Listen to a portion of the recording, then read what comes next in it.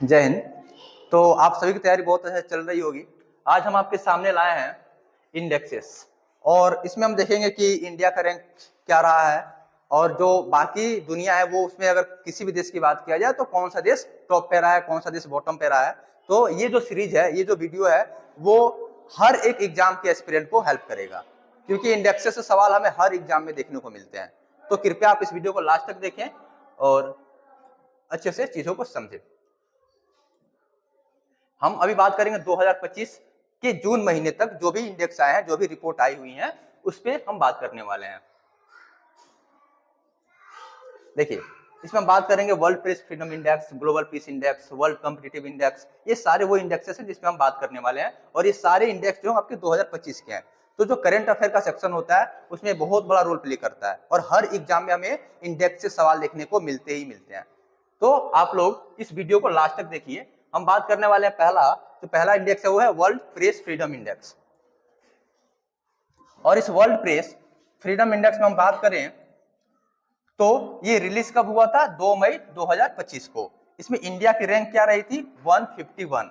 इसके पहले यदि बात किया जाए तो इसका जो इंडिया का रैंक था वो 159 रहा था 2024 में। तो यदि 2024 के एस्पेक्ट से बात किया जाए तो इंडिया का रैंक 159 रहा था, और यदि 2025 में देखा जाए तो इंडिया का रैंक 151 रहा था। अच्छा, इसमें कौन सी कंट्री जो टॉप करी है वो है नॉर्वे।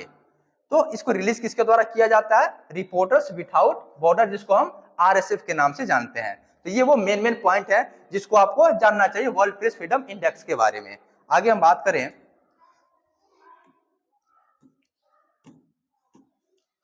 तो एनर्जी ट्रांजिशन इंडेक्स।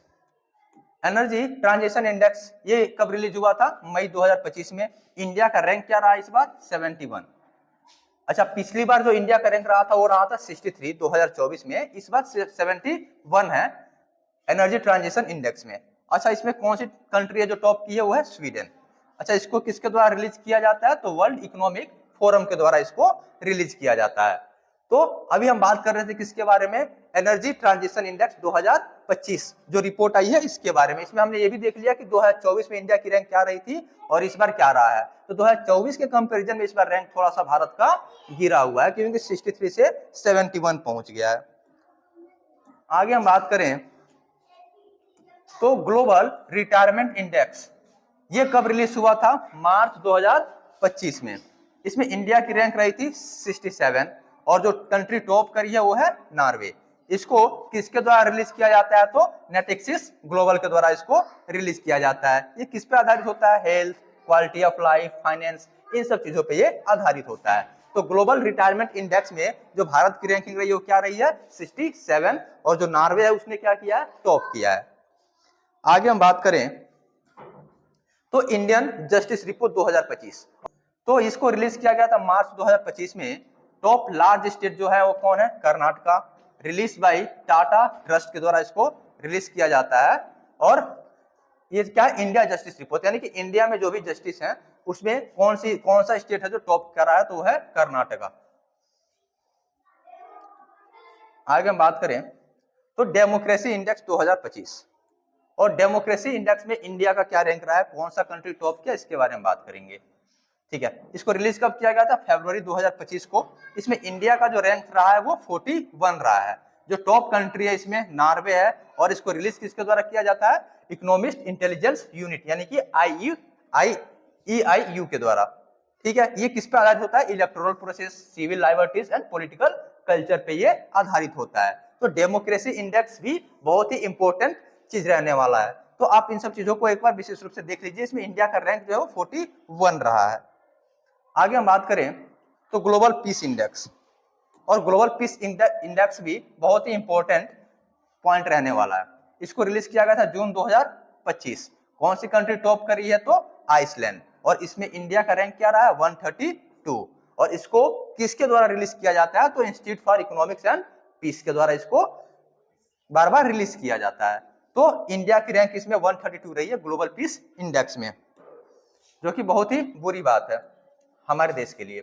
आगे हम बात करें कि वर्ल्ड कॉम्पिटिटिवनेस इंडेक्स 2025 ये कब रिलीज किया गया था? जून 2025 में। इसमें इंडिया की जो रैंक रही है वो 39 रही है, जो कि अच्छा माना जा सकता है।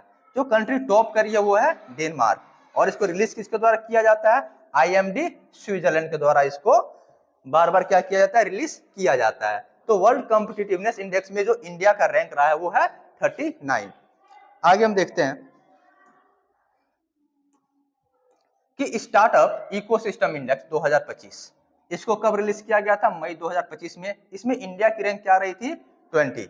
टॉप इंडियन सिटी जो है वो कौन है?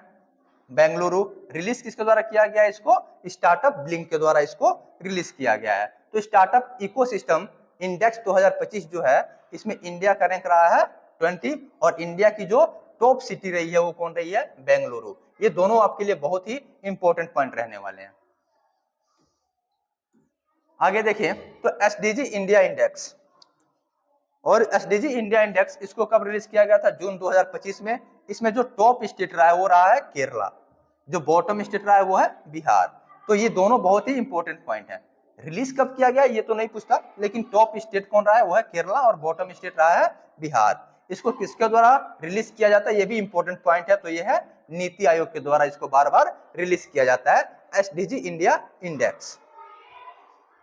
आगे हम बात करेंगे तो यह है digital quality of life index 2025। इसमें बात करें तो इसको रिलीज किया गया था जून 2025। इसमें इंडिया की रैंक रही है 61 और जो कंट्री टॉप करी है वो है फ्रांस। इसको किसके द्वारा रिलीज किया जाता है? तो सर्फ सार्क के द्वारा इसको रिलीज किया जाता है हर बार।